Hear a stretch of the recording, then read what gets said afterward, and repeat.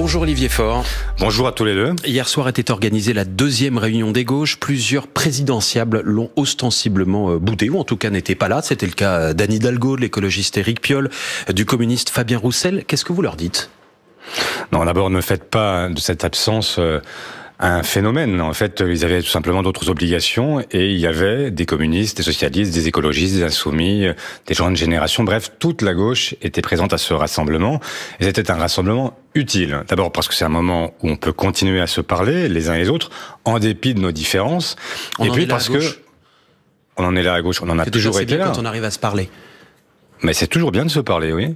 Oui, de continuer à chercher à se comprendre aussi. Et c'était une réunion où nous avons eu non seulement affaire entre nous, mais aussi avec la société civile organisée.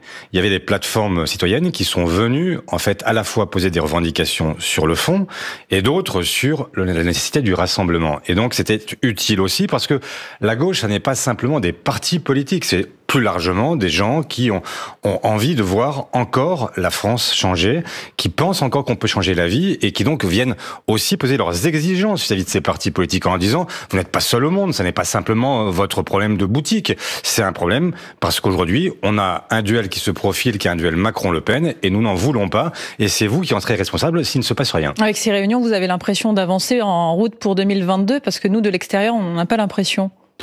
Bah écoutez, j'espère que au moment du résultat, vous me direz que c'était pas forcément sensible dès le départ, mais que ça finit par prendre. Et donc l'objectif aujourd'hui, c'est bien d'être prêt à l'automne prochain et à avoir ce qu'on appelle un projet de gouvernement, un projet de coalition qui permette de lier celles et ceux qui le voudront et qui sont prêts à faire le chemin ensemble parce que il y a aujourd'hui des défis gigantesques à relever. Le défi climatique, le défi social, le défi démocratique et que ces questions-là ne peuvent pas être soumises à la bonne volonté ou aux égos des uns et des autres. Il faut des gens qui acceptent l'idée que dans un moment aussi compliqué que celui que nous vivons, il faut des gens qui soient à la hauteur. C'est un programme commun ou c'est un candidat ou une candidate commun que vous tentez de chercher? Il faut d'abord un projet commun et c'est le meilleur chemin pour arriver à un candidat commun. S'il n'y a pas de projet commun, il ne peut pas y avoir de candidat commun. Et donc moi je souhaite qu'on prenne les choses dans l'ordre, c'est-à-dire qu'on commence par se dire qu'est-ce qu'on veut faire ensemble pendant les 5 prochaines années. Ça ne veut pas dire qu'on sera d'accord sur tout, il y a plein de sujets sur lesquels il y aura encore des divergences, mais il y a au moins un projet à réaliser pour les 5 prochaines années et au bout, il faudra effectivement trouver une candidature commune pour la porter. Alors, parmi les sujets qui en ce moment divisent la gauche ou les gauches, il y a la question de la police. Salia Braclia. Oui, est-ce que cette réunion a été l'occasion de faire le point sur votre participation au rassemblement des policiers qui a eu lieu la semaine dernière? Vous y êtes allé, tout comme Yannick Jadot, l'écologiste, le communiste Fabien Roussel, et pas la France Insoumise. Ça a été le choix de la France Insoumise de ne pas se rendre à ce rassemblement. Écoutez, Benoît Hamon, le dernier candidat socialiste à la présidentielle, il a réagi à la participation de la gauche à ce rassemblement des policiers.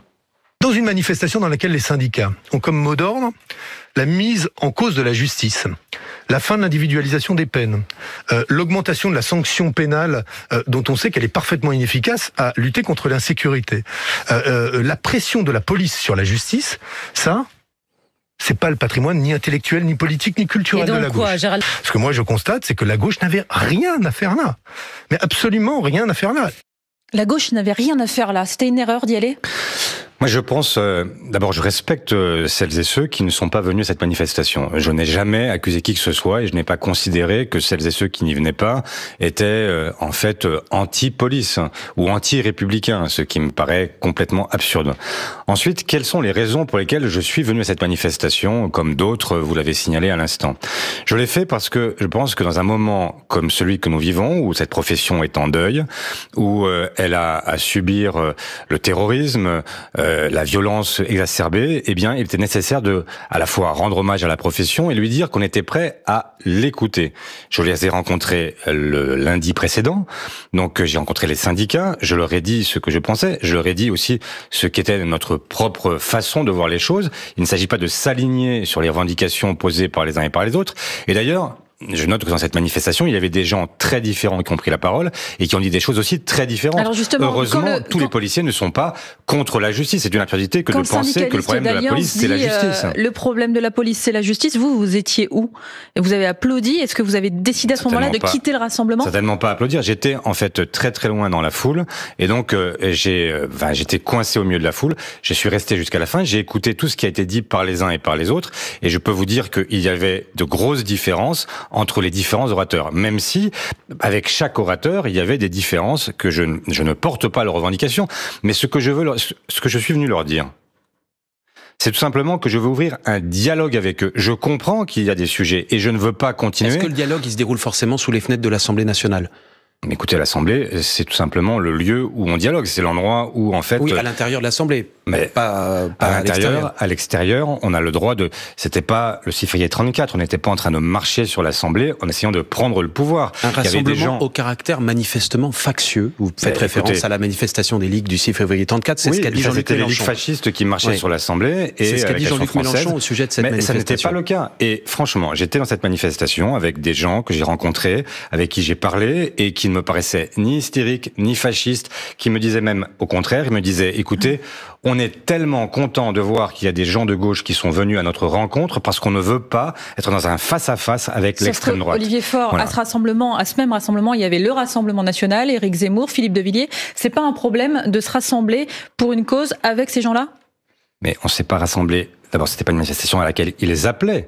C'était une manifestation à laquelle ils sont venus aussi. Mais il y a d'autres manifestations dans lesquelles, enfin, je vous rappelle que pour d'autres manifestations, je pense aux manifestations contre l'antisémitisme par exemple, l'extrême droite était aussi dans la rue et ça n'a pas empêché de défiler qui que ce soit. Et c'est bien normal. On ne peut pas empêcher qui que ce soit de défiler ou de se manifester ou de se rassembler. Pourtant, la manifestation contre l'islamophobie en 2019, vous avez refusé d'y participer. Vous aviez dit, nous ne voulons pas nous associer à des individus qui ont des revendications qui ne sont pas les nôtres. Là, aux côtés de Philippe de Villiers, d'Éric Zemmour, du Rassemblement National, c'était pas un problème. Mais d'abord, je ne savais pas quand j'ai pas annoncé ma participation qui viendrait à cette manifestation, donc ça n'était pas... Il l'a annoncé avant. Mais non, mais la différence...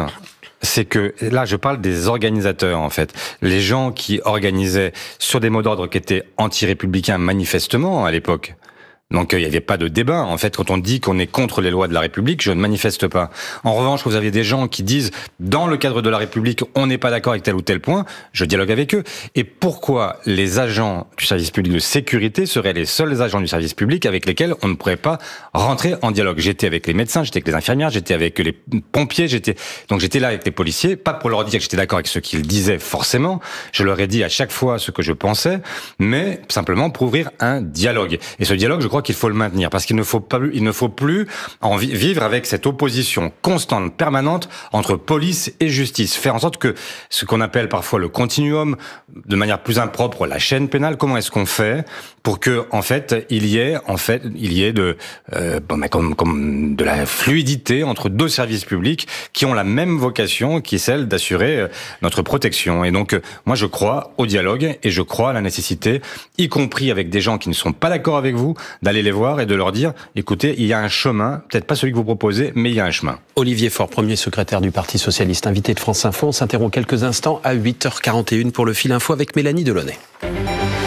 Air France, KLM, la Lufthansa, plusieurs compagnies aériennes se plient aux recommandations de Bruxelles et suspendent jusqu'à nouvel ordre le survol de la Biélorussie. L'Union européenne prépare de nouvelles sanctions économiques contre le régime d'Alexandre Loukachenko et ferme son espace aérien pour protester contre l'arrestation de l'opposant Roman Protasevich. Le but, c'est que la trêve dure entre Israël et le Hamas. Le chef de la diplomatie américaine entame une tournée au Proche-Orient. Anthony Blinken va rencontrer le Premier ministre israélien et le président de l'autorité palestinienne. Dans 15 jours, on pourra manger à l'intérieur des restaurants. Avant de s'attabler, il faudra scanner un QR code avec l'application Tous Anti-Covid pour être inscrit dans un cahier de rappel numérique et être alerté en cas de contamination. Détaille ce matin le secrétaire d'État au numérique Cédric O dans Le Parisien. En 3 minutes, tout était redevenu comme avant, assure Karim Benzema. Il raconte dans l'équipe ses retrouvailles avec Didier Deschamps. L'attaquant sélectionné pour l'Euro de football affiche son ambition, gagner un trophée avec l'équipe de France. France Info. Le 8-30 France Info, Salia Brakia, Marc Fauvel. Toujours avec le patron des socialistes, Olivier Faure. Il n'y a pas que les insoumis qui ont critiqué votre décision de participer à cette manifestation, ou tout simplement la tenue de cette manifestation. C'est le cas également de votre propre candidate au régional en Ile-de-France, Audrey Pulvar, qui a qualifié ce rassemblement, je cite, de glaçant et d'inquiétant. Elle l'a dit ce week-end sur notre antenne, ce qui, dans la foulée, a décidé Gérald Darmanin, le ministre de l'Intérieur, à porter plainte contre elle. Est-ce qu'il est dans son rôle ? Absolument pas. Vous imaginez que Gérald Darmanin est en fait le ministre chargé de la bonne tenue, du bon déroulement des élections régionales et départementales du mois de juin. Et le même homme va maintenant se permettre de chercher à intimider une candidate pour des propos qui n'ont rien de diffamatoire. On a le droit dans ce pays, puisque nous sommes dans une démocratie, de prononcer un avis sur une manifestation qui s'est tenue, qui s'est déroulée, et donc, quelle que soit l'opinion de Gérald Darmanin, il n'a absolument pas à intervenir sur ce sujet. Alors, il y a plusieurs propos qui, d'après Gérald Darmanin, ont provoqué le dépôt de sa plainte. Ceux tenus, que j'ai rappelé brièvement il y a quelques instants sur notre antenne le week-end dernier, et d'autres propos d'Audrey Pulvar, c'était en juin 2020, lors de la... 11 mois. Il y a 11 mois, donc ils sont a priori prescrits, mais ça, on va laisser à la justice le soin de faire ce travail. Je voudrais vous les faire réécouter. Oui, mais donc, ça veut dire quoi? Ça veut dire tout simplement que vous avez un ministre qui sait très bien qu'il veut porter plainte sur des faits qui sont déjà prescrits, donc qui ne sont plus en fait traduisibles devant la justice. Il dit qu'ils vont appuyer les arguments, mais on va d'abord les écouter. Et il le fait malgré tout parce que en fait, il est dans une opération politicienne, dans une opération politique qui est gravissime. Vous ne pouvez pas, en démocratie, avoir le ministre chargé des élections qui se met à intimider tel ou tel candidat pour ses opinions. Ça n'est pas possible et ça n'est pas admissible. On écoute les propos d'Audrey Pulvar, donc en juin 2020, ceux qui lui valent, d'après Gérald Darmanin, la plainte aujourd'hui. Non, toute la police n'est pas raciste, évidemment, mais oui, le racisme existe aussi dans la police. Le racisme dans la police, c'était, il y a 30 ans, l'assassinat, parce que c'en était un, l'assassinat de Malik Oussekine. La violence et le racisme dans la police, c'était, il y a 15 ans, Zied et Bouna, pour lesquels nous attendons encore les excuses de la police. La police et le racisme dans la police, c'est évidemment aujourd'hui Théo, c'est évidemment Adama. Il y a des choses qui vous choquent, Olivier Faure, dans ce que dit Audrey Pulvar. Qu'est-ce que dit Audrey Pulvar? Elle dit, en fait, que la police n'est pas raciste, mais qu'il y a du racisme dans la police. Elle dit aussi que Malik Oussekine, c'est un assassinat. Je pourrais dire qu'il y a aussi dans la police des gens violents, mais que toute la police n'est pas violente. Il y a évidemment, comme dans toutes les professions, des gens qui franchissent la ligne et qui, pour cela, doivent être condamnés. Oui, pourquoi? Parce que la police a des moyens qui sont totalement exorbitants par rapport au droit commun, et ça suppose qu'on soit exigeant. On doit être exigeant avec les policiers, exigeant avec les magistrats, exigeant avec les politiques. Pulvar, pardonnez-moi, les mots qu'elle choisit, Audrey Pulvar, sont pas anodins. Elle parle effectivement de Malik Oussekine. C'est pas un assassinat pour la justice, puisque on rappelle qu'un assassinat, c'est un meurtre commis avec préméditation, sauf que la justice, elle, a condamné 2 des 3 policiers pour coups et blessures ayant entraîné la mort sans intention de la donner. Donc le mot choisi, assassinat, n'est pas le bon. Concernant Zied et Bouna, les 2 policiers ont été définitivement relaxés pour non-insistance à personne en danger. Et enfin, les affaires Traoré et Théo sont pas encore jugées. Est-ce qu'elle se trompe en utilisant ces mots? On sait, les mots ont une importance. Elle exprime une opinion. La justice a tranché pour certains cas. Donc la justice a le dernier mot. Mais ce que je vous dis là, c'est que les opinions sont encore de libre parcours. Et on a encore la possibilité d'exprimer des opinions dans ce pays. Même si elles sont factuellement inexactes et qu'elles remettent en cause des verdicts qui ont été prononcés par le peuple. Mais vous pouvez avoir... Pardon, Marc Fauvel, mais enfin, ce ne sera pas la première fois que vous avez des gens qui ne tiennent pas compte d'un verdict et qui écrivent une opinion. On peut ne pas la partager. Ça ne justifie en rien le fait de lancer une campagne comme c'est le cas aujourd'hui par le ministre de l'Intérieur, qui, je rappelle, est ministre des Élections. Et donc, ça suppose que chacun se tienne. Et Jean Castex, aujourd'hui, devrait rappeler l'ensemble de ses ministres à leurs obligations. Quand je vois que tous sont en campagne partout et qu'ils ne s'occupent plus de leur dossier et qu'ils font autre chose, ça m'inquiète. Je me dis quand même que dans ce pays, le mieux à faire, c'est quand même d'avoir des gens qui sont à leur mission et qui s'y tiennent. Cet après-midi, à l'Assemblée nationale, aura lieu le vote solennel sur le projet de loi pour la confiance dans la justice, qui prévoit notamment la possibilité de pouvoir filmer des procès, la limitation dans le temps des enquêtes préliminaires, la généralisation des cours criminels. Les socialistes voteront-ils le texte ? Non, parce que quand on veut rendre confiance dans la justice, le mieux est de ne pas couper le lien entre les citoyens et la justice. Or, que va-t-il se passer avec ce texte? On va en finir avec ce qu'on connaît avec les jurys populaires, les jurys d'assises, qui vont être remplacés par 5 magistrats.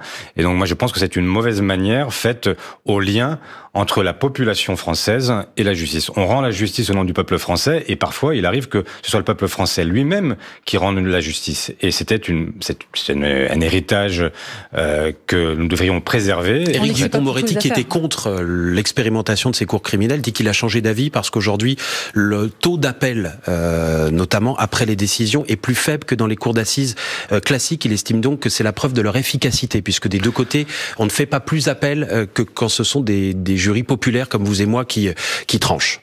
Mais je ne vois pas le rapport, et je vois surtout, le seul rapport que je vois, c'est que entre le Éric Dupond-Moretti avocat et le Éric Dupond-Moretti ministre, il y a tout simplement quelqu'un qui est passé à autre chose et qui désormais défend ce qu'on lui demande de défendre. Bien, écoutez, moi je préférerais qu'il reste fidèle à ce qu'il a été et qu'il continue à dire que même si c'est imparfait, la justice rendue par le peuple français lui-même, c'est la meilleure façon de maintenir le lien des Français avec leur justice. Et le Éric Dupond-Moretti, pourfendeur de Marine Le Pen, vous le trouvez comment ? Candidat au régional dans sa région ? Je ne sais pas très bien comment comprendre cette candidature. Quand j'ai lu l'interview du JDD d'Éric Dupond-Moretti hier, j'ai surtout senti qu'il était le profondeur avant-hier. C'était férié hier. Oui, c'est vrai. Un petit décalage dans la lecture des journaux. Il était plutôt le profondeur. On est bien en direct. Oui, je vous confirme, on est en direct et on est bien mardi matin. Il est bien 8h49 et c'est bien Olivier Faure. Voilà, exactement. Et donc, ce que je voulais vous dire, c'est que j'ai surtout eu le sentiment qu'il était le profondeur de son vrai adversaire, qui est Xavier Bertrand, et qu'il cite à longueur de page. Et Sébastien Chenu, qui est le candidat du RN, était accessoirement sa cible. Et donc c'est là où je me dis, mais quel cynisme de la part de La République En Marche et de ce gouvernement.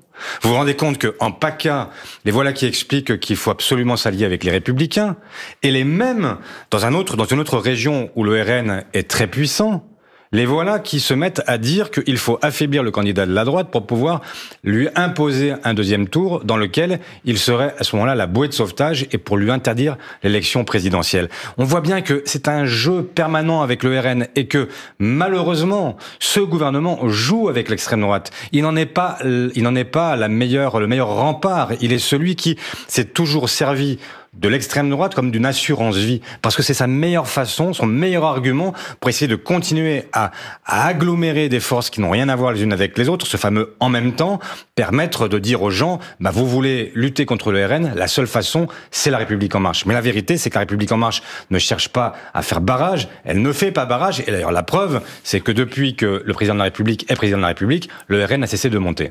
Le fil info à 8h50, Mélanie Delaunay, et on poursuit juste après avec vous, Olivier Faure. Des vêtements d'hiver qui n'ont pas été écoulés à cause des confinements, d'autres marchandises invendues. 36 000 petits magasins vont recevoir à partir d'aujourd'hui une aide au stock. Cela représente en moyenne 5 600 €. Un accord va être signé ce matin pour mettre fin à 2 ans de combat. Les femmes de chambre de l'hôtel Ibis des Batignolles à Paris ont obtenu gain de cause. Leur cadence va être réduite, leur salaire augmenté. La crise politique au Mali et l'arrestation du président et du Premier ministre de transition emmenés dans un camp militaire près de Bamako. 9 mois après le coup d'État. Ce sont des changements au gouvernement qui déplaisent aux militaires à l'origine de ce coup de force.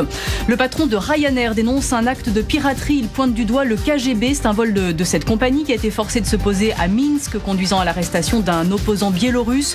L'Union européenne ferme son espace aérien aux avions biélorusses et appelle les compagnies aériennes à ne pas survoler le pays. France Info. Le 8-30 France Info, Salia Brakia, Marc Fauvel. Toujours avec le premier secrétaire du Parti Socialiste, Olivier Faure. Plus de 23 millions de Français ont reçu une première injection. Tous les adultes pourront se faire vacciner dès la semaine prochaine. C'est 15 jours d'avance sur le calendrier initial. Est-ce que vous applaudissez le gouvernement pour cette accélération de la campagne vaccinale ? J'applaudis toutes celles et ceux qui font en sorte que nous puissions aller plus vite. Et donc, maintenant que le gouvernement a enfin compris l'intérêt de tout ça, je dis bravo, très bien. Pourquoi vous dites enfin ? Parce que j'ai des souvenirs. Et je me souviens que le gouvernement avait commencé par beaucoup procrastiner et considérer qu'il n'y avait pas péril dans la demeure. Or, la seule solution pour vaincre le virus, c'est le freiner quand il va trop vite, donc c'est parfois le confinement, et c'est en même temps accélérer la vaccination. Et donc, ce qui se passe aujourd'hui... Il y a des doses. On est même aujourd'hui malheureusement avec des doses qui ne trouvent pas de preneurs. Et donc il faut évidemment avancer, accélérer. Et je disais merci donc à celles et ceux qui y contribuent. Et je pense à la fois aux soignants, mais je pense aussi aux collectivités locales qui ont été celles qui ont permis cette accélération et qui ont fait en sorte que des vaccinodromes se créent un peu partout. Et c'est très bien. Et merci à Pfizer. Et merci à Pfizer qui visiblement est en train de se faire attaquer par des complots, enfin par je sais pas qui d'ailleurs. Hein, je veux pas moi-même par une agence de communication assez mystérieuse qui a contacté, voilà. Pardon pour ceux qui n'étaient pas avec nous ce matin, des influenceurs pour qu'ils dénigrent le vaccin. Je ne veux pas faire de publicité pour les uns et pour les autres, mais j'ai été vacciné il y a 10 jours, première dose avec Pfizer, et j'en suis très heureux. Regardez, je suis en pleine forme. Vous avez l'air, en tout cas. Il y a encore des personnalités, même des personnalités politiques, qui sont réfractaires au vaccin. Vous leur dites quoi ? Vous donnez pas le bon exemple ? Mais je ne sais pas, qui vous pensez, mais en tout cas, je ne comprends pas. Nicolas Dupont-Aignan, par exemple. Qui était sur ce plateau il y a quelques jours et qui nous a expliqué qu'il ne souhaitait pas se faire vacciner. Eh bien, libre à lui, mais franchement, au pays de Pasteur, avoir des femmes ou des hommes politiques qui expliquent qu'on serait contre le vaccin, ça me paraît juste incroyable. On sait très bien que les grandes pandémies ont été vaincues grâce au vaccin. Il y a eu des accidents avec AstraZeneca, par exemple, etc., avec des cas de thrombose. C'est vrai. Mais entre le bénéfice et le risque, mais quelle comparaison possible ? Vous avez des centaines de milliers, rien qu'en France, plus de 100 000 morts, et on voudrait comparer avec parfois quelques accidents malheureux, et qu'il faut éviter à tout prix, mais en fait, qui sont sans comparaison. Donc qu'est-ce qu'on veut ? Moi, je veux l'immunité collective. Je veux que dans ce pays, on puisse à nouveau vivre sans masque. Je veux qu'on puisse à nouveau aller dans les théâtres, dans les cinémas, sans avoir des jauges qui sont réduites. Je veux à nouveau qu'on puisse vivre tous ensemble, tout simplement. Et donc, quelle est la meilleure façon d'y arriver ? Eh bien, tout simplement, de faire en sorte que nous nous protégions les uns les autres par la vaccination. Tant que nous ne serons pas avec l'immunité collective, tant que le virus circulera, il pourra muter. Et tant qu'il pourra muter, nous serons en insécurité. Le pass sanitaire qui arrive dans 2 semaines pour pouvoir participer aux foires, aux salons, aux concerts qui réunissent plus de 1000 personnes, il vous inquiète ou vous considérez qu'aujourd'hui, il est fait en toute transparence et qu'il n'y a pas d'inquiétude à avoir sur l'aspect données privées de ce pass ? Non, il n'est pas tout à fait transparent. Et d'ailleurs, à l'Assemblée, en fait, tous les groupes parlementaires, y compris dans la majorité, dans un premier temps, avant d'être rattrapés par les bretelles et de changer leur vote. C'est pas tout à fait sur ce point-là qu'il y a eu un changement de vote. C'était sur l'allongement, la période de l'état d'urgence. Pas seulement. Il y avait aussi un débat sur le pass sanitaire et sur le fait qu'il est très flou, que le texte que nous qu'a voté la majorité est un texte qui renvoie en fait toute l'opérationnalité de tout cela au gouvernement. Donc c'est par décret en fait qu'on saura exactement ce qui est visé par le pass sanitaire. Donc le principe même d'un pass n'est pas forcément contestable. Il peut être, s'il est simplement limité au fait de savoir si vous avez ou pas été vacciné, vous avez un PCR qui vous définit comme négatif, ça peut se comprendre. Si il est relié à d'autres données, c'est plus compliqué. Quand je vois que c'est en fait sur l'application Stop Covid que en plus on veut l'associer, là il y a quand même quelque chose qui cloche. Et moi je ne voudrais pas que de fil en aiguille, on en arrive désormais à une société où on est tracé. Je ne veux pas, en fait, vous ne souhaitez pas qu'on utilise l'application Tous Anti-Covid pour ce pass sanitaire ? Non, que ce soit un autre support ? Je souhaiterais que ce soit, si on veut avoir un pass, il faudrait avoir un pass qui soit indépendant, qui est simplement, de la même façon que vous avez votre attestation qui permet de dire que vous avez été vacciné, qu'on puisse dire, voilà, je suis vacciné. Point. Ça suffit. Pas besoin d'avoir des données complémentaires, pas besoin d'avoir je ne veux pas, je vois bien que la tendance presque naturelle, c'est de collecter le plus de données sur vous. On en distribue tous les jours avec les GAFAM. Je ne veux pas qu'il y ait un jour, l'État dispose de données qui pourraient être utilisées contre les intéressés eux-mêmes. Olivier Faure, c'était une promesse qu'il a tenue. Emmanuel Macron a participé au défi de McFly et Carlito. Est-ce que vous avez regardé la vidéo ? D'abord, mes enfants ont regardé la vidéo, ils m'en ont parlé, j'ai regardé aussi. Et ils vous ont dit ? Et ils m'ont dit que d'abord, c'est pas parce qu'on regardait le président qu'on était avec le président et que ça avait bien compris. Rassurer. Ils avaient bien compris la différence. Non, ils veulent pas tellement me rassurer en général. Et la deuxième chose que j'ai ressentie en regardant tout ça, je me suis dit bon, d'abord très bel exercice de communication et bravo au conseiller qui l'a inventé, imaginé. Mais derrière, on voit bien que le président cherchait à parler aux jeunes. Ce que je vois, c'est que les jeunes auraient tellement aimé pouvoir parler au président depuis 1 an. Ils auraient tellement aimé pouvoir lui dire que quand on a 20 ans, quand on est étudiant et qu'on va à la soupe populaire, c'est pas possible. Que ce problème qu'ils ont avec le logement, c'est pas possible. Que tout ce qu'ils vivent depuis 1 an est insupportable.